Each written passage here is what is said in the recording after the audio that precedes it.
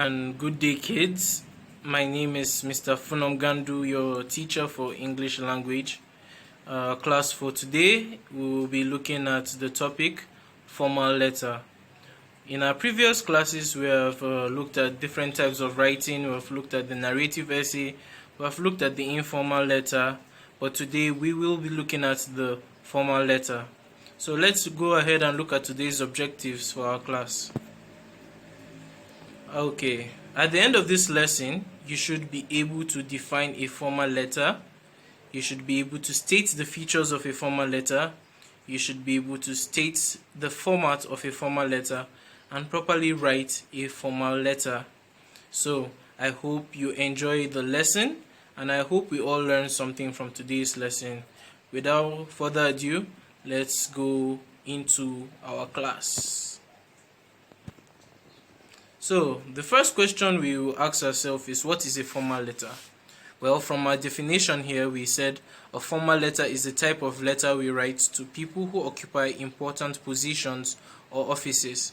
It can also be referred to as an official letter because it is usually addressed to the office of an individual who occupies an important position or a person who is more senior to you in an organization. Examples of who we write formal letters to include the principal, the proprietor, managers, the president, ministers, governmental bodies, business corporations, superior authorities, etc. Now, from our definition of the formal letter, we can say that a formal letter is a type of letter that carries a serious note, a serious situation where you're either trying to request for something or get permission from someone in a particular position that is senior to you. So when we are writing letters in our school setting, we might probably be asked to write to the principal or to the college administrator or to the vice principal because those are the people that occupy very important offices in the school setting. Let's move on. Why do we write formal letters? Well, the reason why we write formal letters, first of all, is to seek for permission. We write formal letters when you want to go out of school. You write a formal letter to ask for permission, maybe to go for a wedding or to go for a medical checkup. So you write formal letters to ask for permission. We also write formal letters to appeal about something.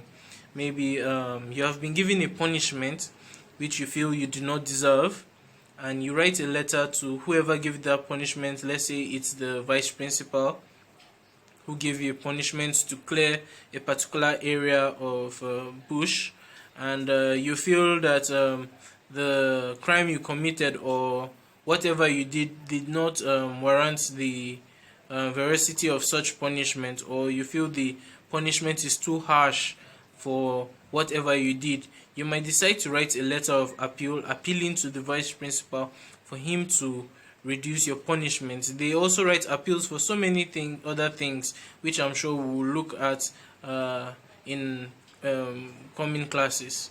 So, we also write the formal letters to complain or express dissatisfaction.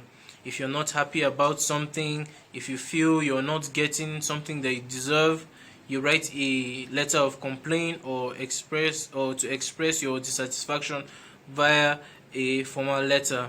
For instance, now let's say you've been in school for about a week and no NEPA light has come. You're not able to read your books. You write either a letter of complaint complaining about the insufficient power supply in school, or maybe a letter to express your dissatisfaction since your parents have paid a lot of fees and you feel you should be getting the worth of your school fees. So you write either a letter of complaint or a letter to express your dissatisfaction. Also, we write formal letters to apply for jobs. There is literally nobody that just walks up to an organization and says, "Give me a job," and they give it to him. He has to write a letter that asks the employers to employ him, and he states in that letter reasons why he thinks they should employ him. Also, we write formal letters to inquire about something. It's possible there's some information that you feel is important and you need, and only somebody in a top position or an important position will be able to give you that information. So you write a letter to inquire about whatever you think you need to know. Let's move on. So we have the features of a formal letter. When we're talking about features of a formal letter, we are talking about those things that make up a formal letter. We're talking about those things that make up the structure of a formal letter. And the first we have is the writer's address, we have the date, we have the recipient's address, we have salutation, we have the title of the letter, we have the body of the letter, which usually contains the introduction, the main content, and conclusion. We have the complementary clause and / subscription, and finally our signature. So these are the things here that make up the formal letter. Let's go into them proper. First of all, we have the writer's address. This is the first thing we write in our letter, and it usually comes at the top right part of the page. We are writing. It comes at the top part of the page we are writing on. It usually comprises of the writer's street name or name of residential area, the PO box, that's the post office box, town, state, and sometimes country. That is, if you're writing to someone outside the country, you would have to include your own country. The next we have is the date. Our date usually comes immediately after our writer's address, and we write it just below the writer's address. So the structure for the date is usually the day first, then the month, and finally the year. For example, you can see the example here. We have the 27th of August 2020. That is the structure of how you would write your date in the writer's below the writer's address.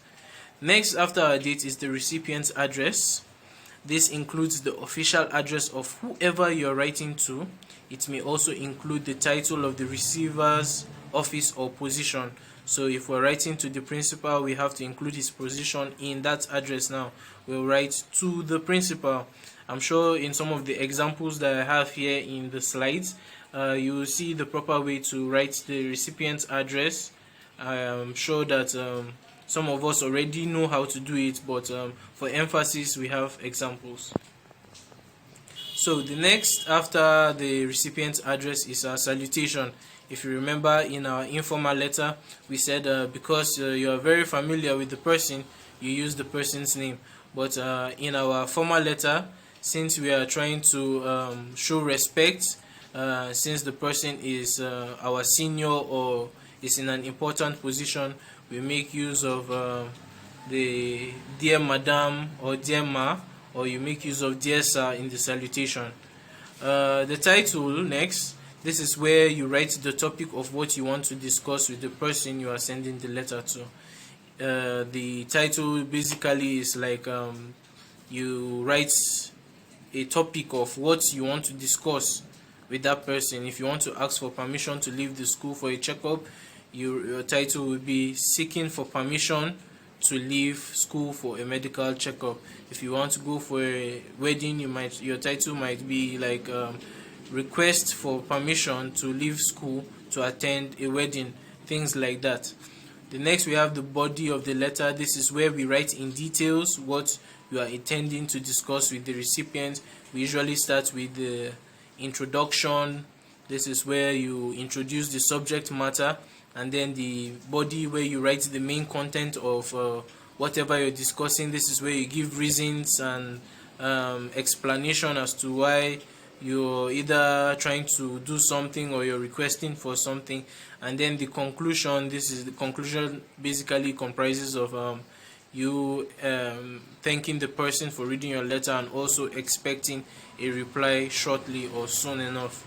The next after the body of the letter is the complementary clause / subscription. In our complementary clause in the informal letter, we usually make use of yours sincerely, but for the formal letter, we're going to make use of yours faithfully.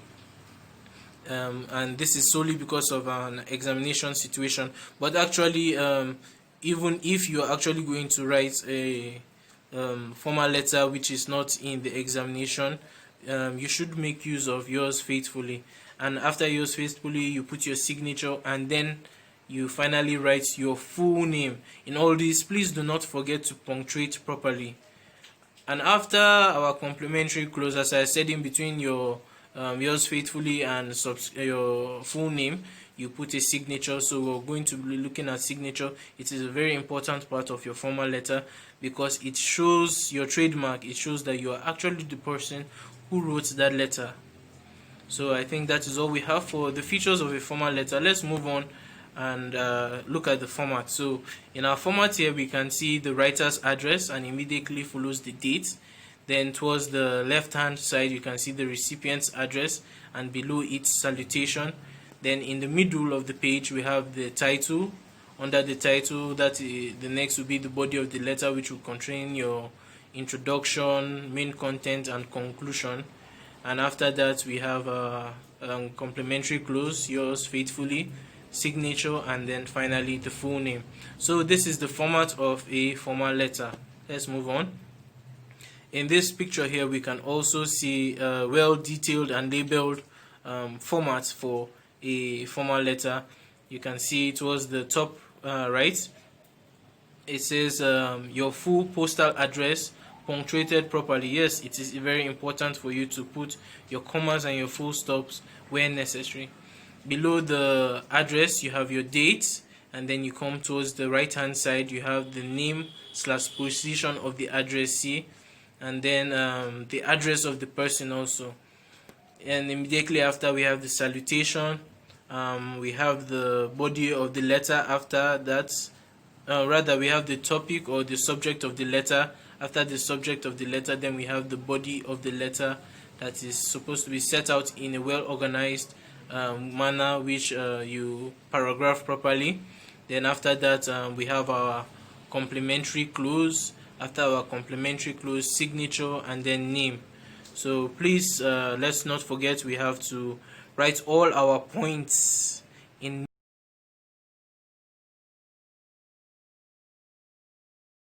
your main content. It has to be a new paragraph, and even in our main content, for every reason or every new idea we bring in, it has to be a paragraph. And then our conclusion is a paragraph also. Let's not forget our complimentary close is yours faithfully. A lot of students usually confuse it for that of the informal letter and bring in yours sincerely. It is important to know the difference. So here we can see this is just a short example of a formal letter. We can see the address. It has the person's street, then his town, then his state, and after that he has the date. And then you come over to the recipient's address, and you have the principal's position is there, then the principal's address. After the address, we have a salutation, there sir. This person is looking for a job in the school, so his topic is application for teaching position.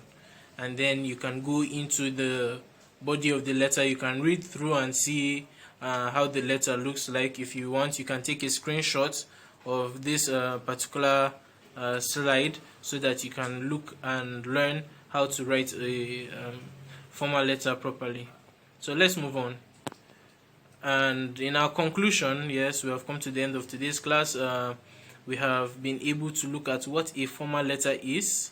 We have been able to look at who we write formal letters to and why we write formal letters.